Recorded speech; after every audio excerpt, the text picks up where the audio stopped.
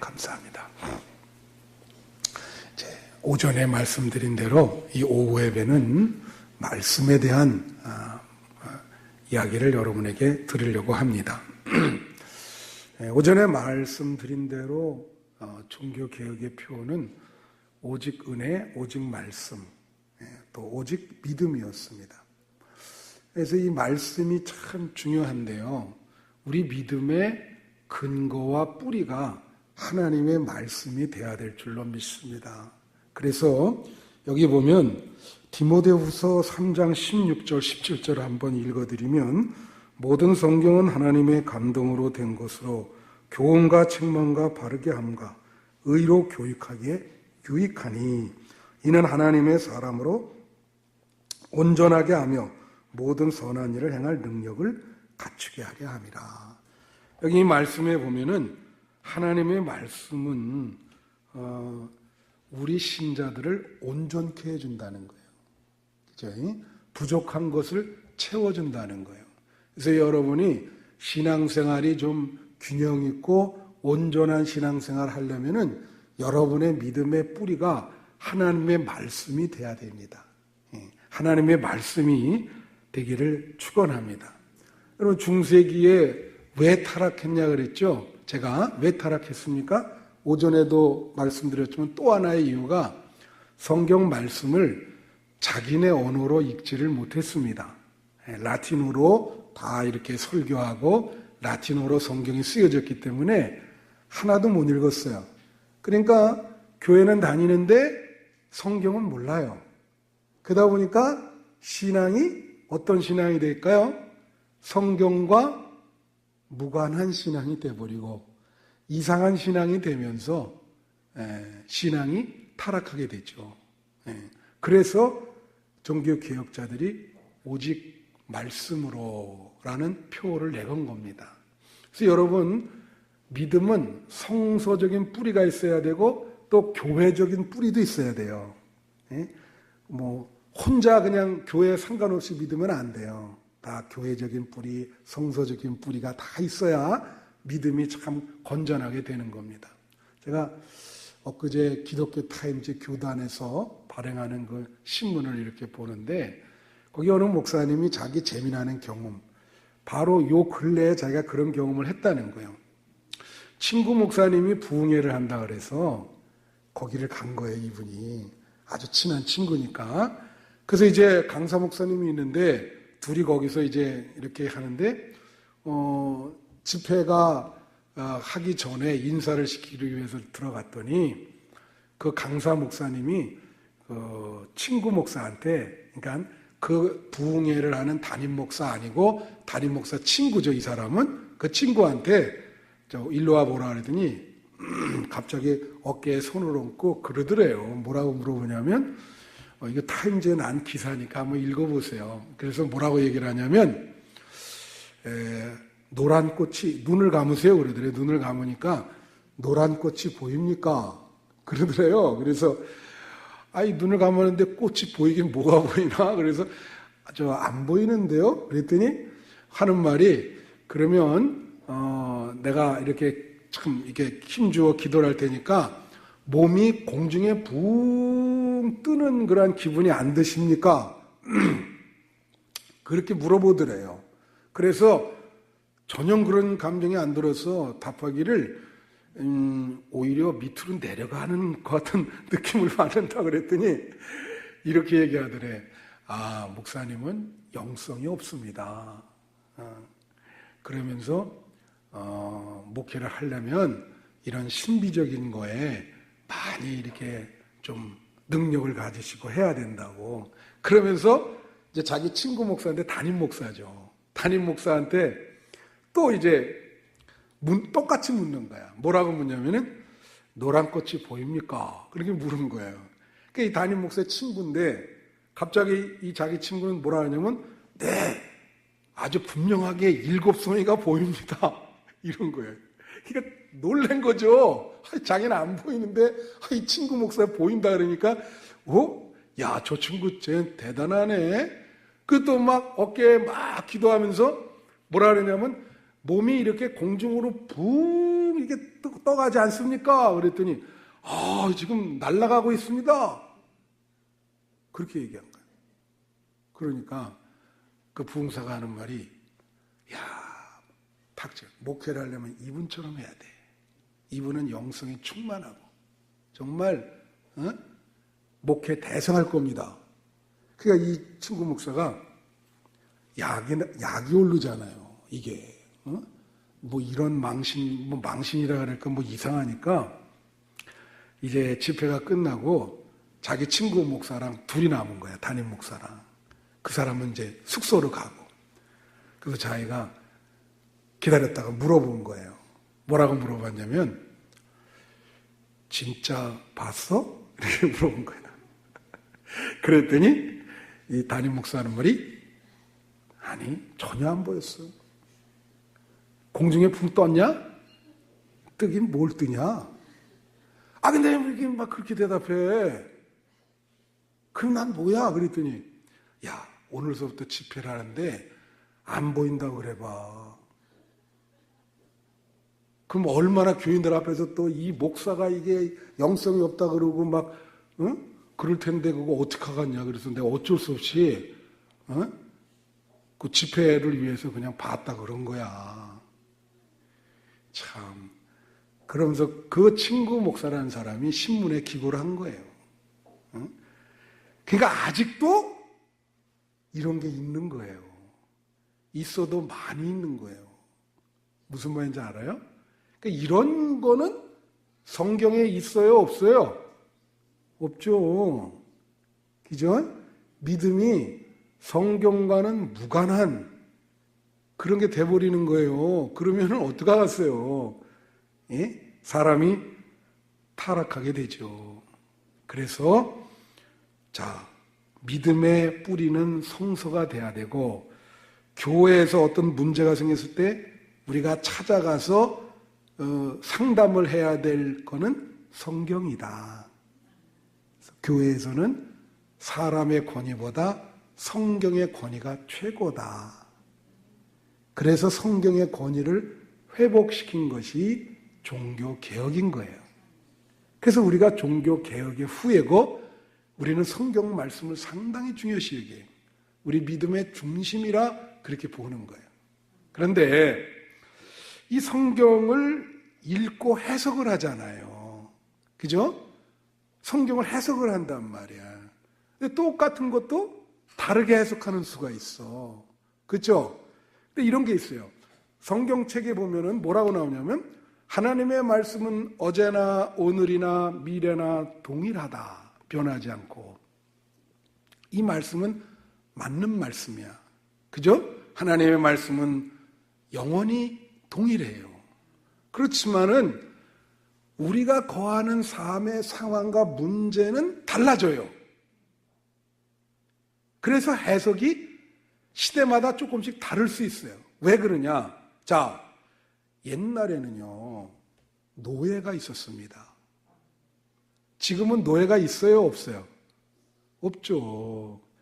옛날에 노예가 있었기 때문에 성경에 노예에 대한 얘기가 많이 나와요. 근데 우리는 지금은 노예는 없지만 뭐가 있을까? 뭐에 우리 노예가 될까요? 스마트폰. 고대에 스마트폰이 있어요? 없지. 우리 스마트폰 있잖아. 컴퓨터 있고. 전혀 그래서 성경에 스마트폰 얘기 나와요? 안 나와요? 나와요? 나올 리가 없죠. 그때는 없었는데. 그러니까 스마트폰에 중독된 사람한테 성경 말씀을 읽어줘야 돼. 스마트폰이 나쁜가 좋은가, 중독되는 게 바른가 그른가. 그래서 해석이 필요한 거예요. 성경을 대면서. 무슨 말인지 알아요? 우리 삶의 문제가 앞으로도 많이 달라집니다. 지금 요새 무슨 AI 혁명이 있다 그러면서 로봇가 말이죠. 로봇가. 나도 무슨 요번에 이제 저도 한 2달 전에 갈았는데, 교회에서 갈아줬는데, 거기 보면 뭐 AI를 거기다 껴놨어요. 그래서 전화 걸 때 이렇게 전화 걸지 않고, 뭐라고 얘기해야 되냐면, 이름만 얘한테 부르면 얘가 자동으로 걸어줘요. 얘 이름이 빅스비인데, 하이, 빅스비? 누구에게 전화 좀 걸어줘. 그럼 따르릉 걸어요. 그래서 내가 참, 야, 좋은 세상 왔다. 앞으로 여러분 집에 들어가면 인사 도우미가 있습니다. 어서 오세요. 피곤하셨죠? 예. 무슨 음악 틀어드릴까요?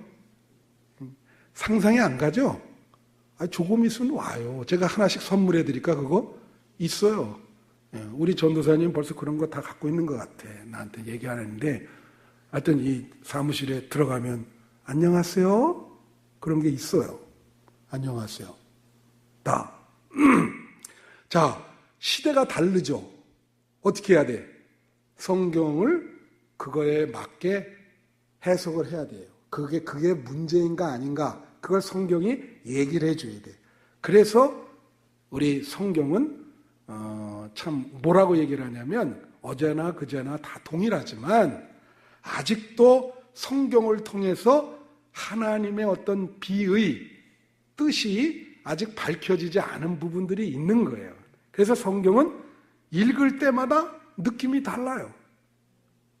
그렇죠? 아침에 읽을 때 다르고 점심에 읽을 때 다르고 저녁에 읽을 때 또 읽으면 또 다른 느낌이 와. 아직도 하나님이 우리한테 계시해 주는 말씀이 계속 남아있는 거예요. 그래서 루터는 이걸 뭐라 하냐면 숨어 계신 하나님이라고 그랬어요. 하나님이 나타나실 수도 있고 숨어 계실 수도 있는데 성경 속에 아직도 숨어 계신 하나님이 많이 계시다. 그래서 루터가 성경 연구를 하다가 종교개혁을 어떻게 하게 됐냐면 로마서 1장 16절 17절을 보다가 하나님이 이전과는 다른 의미를 계시를 자기한테 준 거예요. 깨달음이 왔어. 그래서 이게 이거구나. 그래서 그 로마서 1장 16, 17절 비춰주세요. 17절이 더 중요해요. 복음에는 하나님의 의가 나타나서 믿음으로 믿음에 이르게 하나니 기록된 바 오직 의는 믿음으로 말미암아 살리라. 이 귀절을 잘 해석함으로써 종교개혁을 하게 된 것입니다. 그러니까 앞으로 여러분도 성경을 읽다가 하나님의 새로운 의미를 하나님께서 여러분에게 주실 수 있어요. 루터처럼 이게 이런 의미가 있네. 그래서 성경 말씀에 은혜 받기를 바랍니다. 그런데 또 뭐가 있냐면요. 우리가 성경 말씀을 읽을 때 성경을 읽으면은요. 여기에 성경이 주로 하나님과 예수 그리스도에 대해서 나와 있죠. 그래서 이 성경을 읽을 때 하나님과 예수 그리스도에 대해서 알게 되면 믿음이 생긴단 말이에요. 그게 오늘 에베소서 4장 13절 말씀에 뭐라고 나오냐면 우리가 다 하나님의 아들을 믿는 것과 아는 일에 뭐가 됐다고요? 하나가 됐다. 그 성경 말씀을 잘 읽고 하나님과 예수님에 대해서 깨닫게 되면 믿음이 생기는 거예요. 그래서 저 교회 오는데 어떤 사람도 전 믿음이 없어요. 정말 대화해 보니까 믿음이 없어. 그런 사람은 뭐 읽어야 돼요? 성경을 읽어요.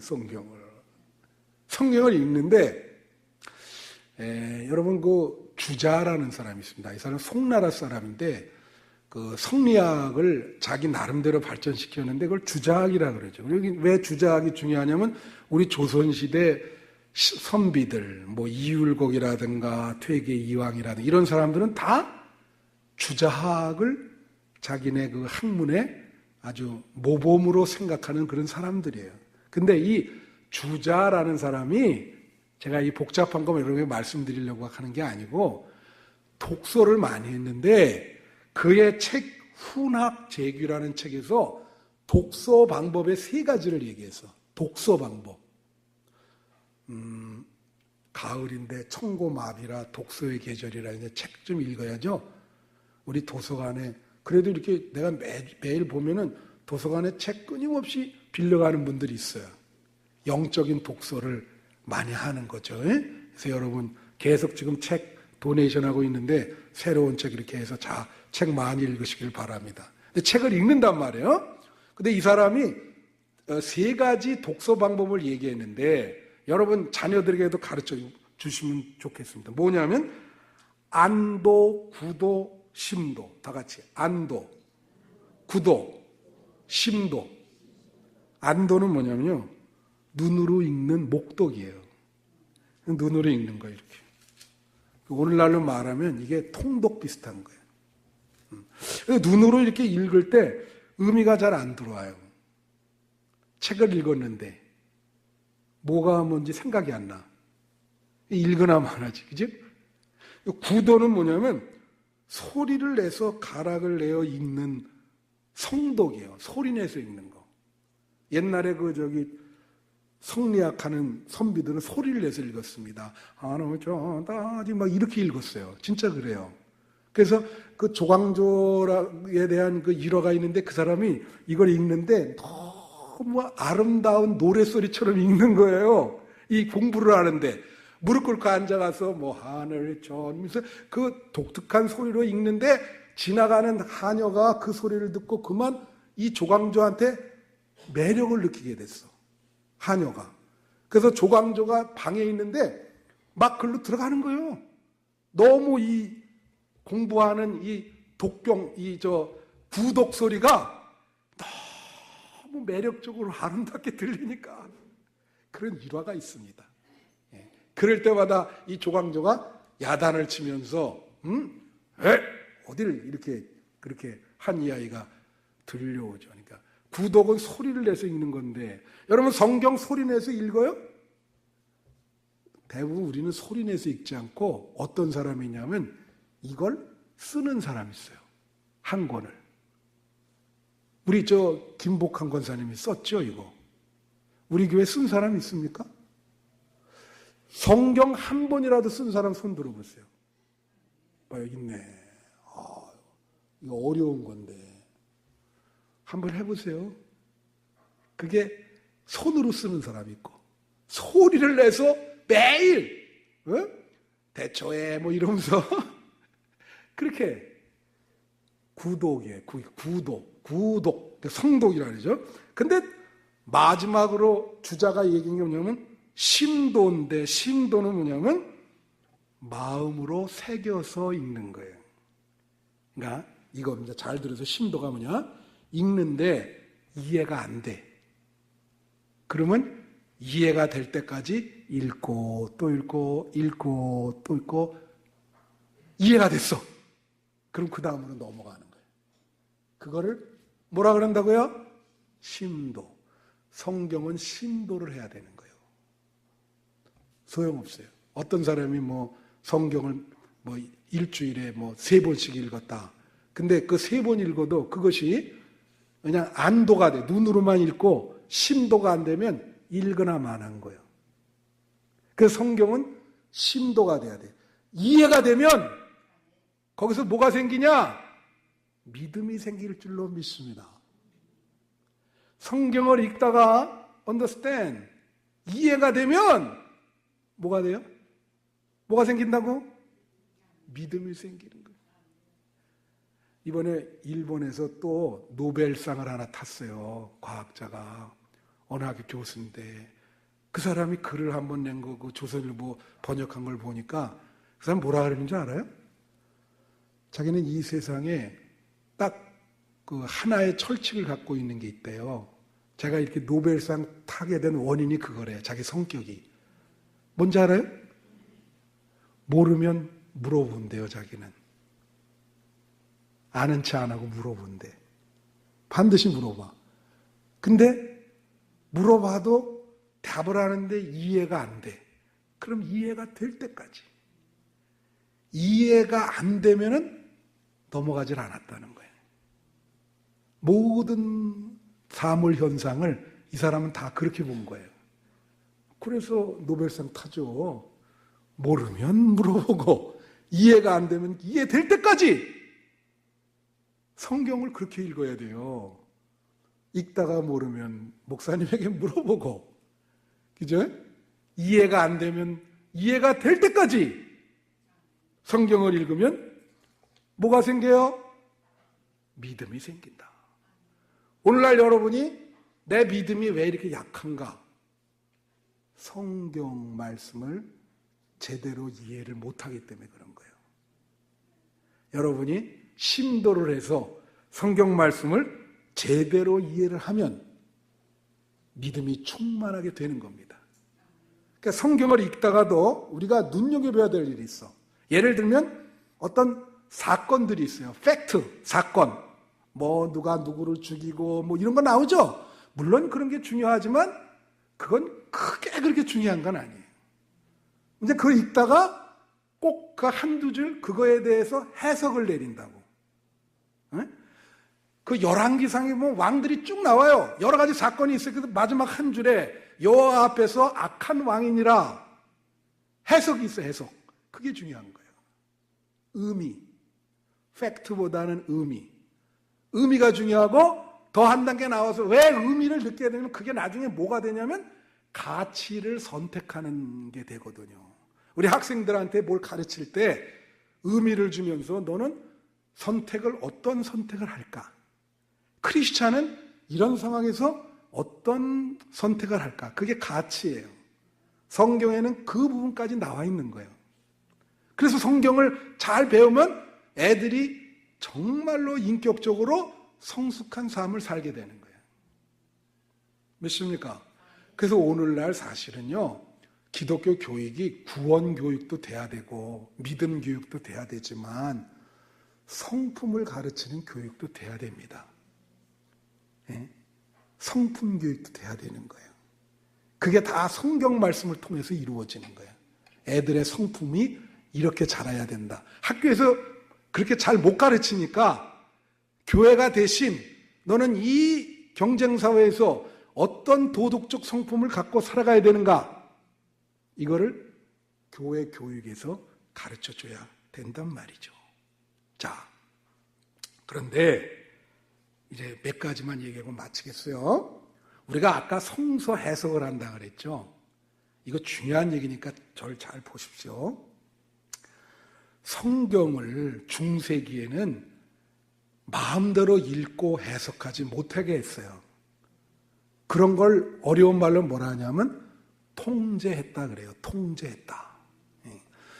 북한 같은 데서 통제하잖아요. 중국도 통제하죠. 맘대로 뭐 유튜브도 못 보게 하더라고요. 중국 가니까 유튜브가 안 올립니다. 통제한다. 통제. 성경을 자유롭게 읽지 못하게 통제해. 그러면은 성경의 의미를 알 수 있어요? 없어요? 알 수 없죠. 그러던 것을 종교 개혁을 하면서 루터가 성경을 자유롭게 읽도록 하자. 그래서 제일 먼저 루터가 한 게 라틴어로 된 성경을 독일어로 번역을 했어요. 독일 사람이니까 독일 백성한테 자유롭게 읽을 수 있도록 하려면 독일어로 번역해야 되는데 독일어로 번역을 했거든. 그러니까 그 다음에 독일어로 번역하니까 독일어는 다 알잖아요. 그러니까 다 성경을 읽기 시작하는데 여기도 단점이 있는 거라. 이렇게 마음대로 읽고 해석할 수 있는 걸 뭐라 그러냐? 자유를 줬다는 거예요. 읽을 자유, 해석할 수 있는 자유를 줬다. 그러다 보니까 어떤 부작용이 또 생기느냐? 그죠? 예, 어떤 사회주의와 자본주의가 이런 다 장단점이 있잖아요. 자유를 주니까 이거 난리 났어. 개똥초락하는 사람들이 해석하면서 갑자기 나는 예수다 그러고 어떤 사람 난 예수의 동생이다. 예? 나는 예수의 처제다. 뭐 이런 사람도 있고. 뭐 이거 막 자기 마음대로 막 해석하면서 2단, 3단, 8단, 9단 막 생기는 거예요. 그렇겠죠? 만일 이게 질서가 없이 제가 여러분에게 성서를 해석하고 여러분에게 마음대로 해석할 수 있는 자유를 줬어요. 내가 여러분에게, 우리 교인들한테. 어떤 사람이 읽다가 목사님 이거 읽어보니까 내가 선택받은 예언자라는데? 딱 왔어. 그래서 성경 기절 근거를 딱 대는 거예요. 그럼 내가 뭐라 그럴까요? 예? 정신 차려. 그죠? 그래서 이게 그렇기 때문에 자유를 다 줄 수 없는 거예요. 너무 통제해도 안 되고 완전히 자유를 다 줘도 안 돼요. 그럼 어떻게 해야 돼요? 우리가 감리교죠. 개신교죠. 그럼 오늘 말씀처럼 여러분이 성경을 읽으면서 이런 기준에 따라서 읽으세요. 그 가이드라인을 제시해 주는 거예요. 개신교가 제시하는 가이드라인이 뭡니까? 그거입니다. 인간은 전적으로 타락했고 예수님을 통해서만 구원을 받을 수 있고, 그리고 예수님을 통해서 용서받고 천국에 간다. 해석의 중심은 예수님입니다. 그 예수님이라는 그 가이드라인, 그 기준이 없이 마음대로 하면은 다 이단 규정을 내릴 수밖에 없어요. 그래서 성경을 읽는데 자유를 준다 그래서 함부로 자기 마음대로 막 해석해도 안 돼요. 여러분의 그 중심에 예수님의 그 구속의 눈으로 성경을 봐야 돼요. 믿습니까? 이것이 참 중요한 거예요. 그런 관점으로 성경을 봐야 된다. 왜냐하면 사람이 말이에요. 잘못하면은 나이에 따라, 연령에 따라, 민족에 따라, 상황에 따라, 문화에 따라 막 자기 마음대로 해석할 수 있거든. 그러니까 뭐 그런 해석의 자유는 있지만 그래도 중심은 예수님이다. 성경의 중심은 예수님이다. 그것이 중요해. 여러분, 칼이라고 하는 게, 그죠? 이게 이 요리를 할 때는 우리에게 도움을 주지만, 그죠? 이게 잘못하면 사람을 찌를 수도 있어요. 그러니까 성경 말씀도 우리에게 잘 읽으면 큰 은혜가 되는데, 그걸 막 함부로 되면은 잘못하면 2단, 3단이 된다. 그래서 이제 이렇게 얘기했습니다. 우리는 완전히 성경을 해석할 수 없어요.